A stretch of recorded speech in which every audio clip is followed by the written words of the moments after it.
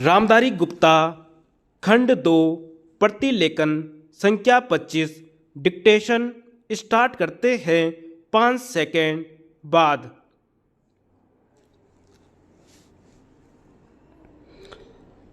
उपाध्यक्ष महोदय, आज स्वतंत्र भारत में जब हिंदी इस देश की राष्ट्रभाषा घोषित हो चुकी है, अब संघर्ष अथवा विरोध का समय नहीं रहा। आज का समय ठोस रचनात्मक कार्य का समय है। मैं जानता हूँ संघर्ष करना कठिन है, परंतु उसी एकाग्रता से रचनात्मक कार्य करना उससे भी कहीं अधिक कठिन है।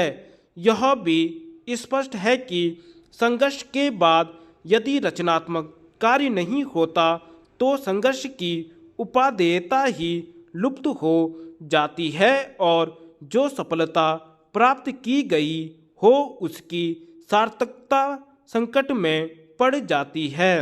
इसीलिए रचनात्मक कार्य के समय को वास्तविक परीक्षा का समय माना जाता है, जिसमें उन सभी सिद्धांतों, उद्देश्यों और आदर्शों की पूरी फर्क होती है जिनका सहारा लेकर संघर्ष को जीवित रखा गया हो। हिंदी के हितैषियों और साहित्य सेवियों के लिए अब यही समय है। मैं कह सकता हूँ कि शायद पहले कभी उन पर इतना गंभीर दायित्व नहीं आया था जितना कि अब हिंदी के राष्ट्रभाषा बनने से आया है। समस्त राष्ट्र ने सर्वसम्मति से हिंदी भाषा का जो मान किया है और हमारे संविधान ने उसे जो स्थान दिया है, वह हम सब के लिए एक सद्भावना पूर्ण चुनौती के समान है। यह निर्णय एक प्रकार से सभी हिंदी भाषियों और साहित्यिकों में विश्वास के प्रस्ताव के समान है। इस आदर को हम कैसे निभाएं जिससे विभिन्न प्रादेशिक भाषाओं के बोलने वाले प्रतिनिधियों द्वारा किए गए उक्त निर्णय के औचित्य को सिद्ध कर सकें। यह एक गंभीर प्रश्न है जिस पर सभी हिंदी सेवियों को विचार करना चाहिए। हिंदी साहित्य सम्मेलन बहुत बड़ी संस्था है जिसके निर्माण में इस देश के अनेक यशस्वी विद्वानों और देशभक्तों ने योग दिया है। मैं समझता हूँ कि यद्यपि सम्मेलन की स्थापना हिंदी के प्रचारार्थ हुई थी, इसे हिंदी भाषी क्षेत्रों में प्रादेशिक भाषाओं के प्रचार का कार्य भी अपने हाथ में ले लेना चाहिए।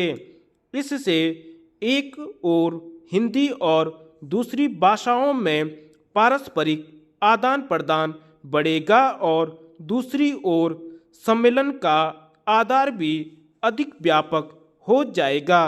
मेरे विचार से यह कार्य राष्ट्रीय साहित्य, हिंदी भाषा और हिंदी साहित्य सम्मेलन तीनों के हित की दृष्टि से उचित होगा।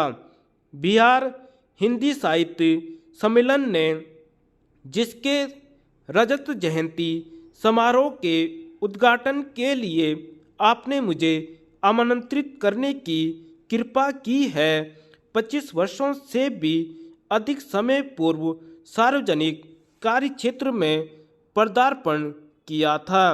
इस राज्य के सभी लोग सम्मेलन की सेवाओं में भली प्रकार परिचित हैं। मैं आशा करता हूँ कि यह रजत जयंती समारोह इस राज्य के साहित्य सेवियों को और अधिक बल देगा, जिससे वे साहित्य की समृद्धि द्वारा और हिंदी तथा अहिंदी प्रदेशों के बीच पूर्ण सद्भावना का वातावरण तैयार करके इस राज्य के लोगों की ही नहीं बल्कि देश भर की सेवा कर सकेंगे। मेरे विचार से हिंदी साहित्य की श्रीवृद्धि करके और सभी भाषा भाषियों के साथ सद्भावना पूर्ण संबंध बनाए रखकर हम अपने कर्तव्य का पालन कर सकते हैं। कम से कम इस ओर सबका ध्यान आकृष्ट हो चुका है। धन्यवाद।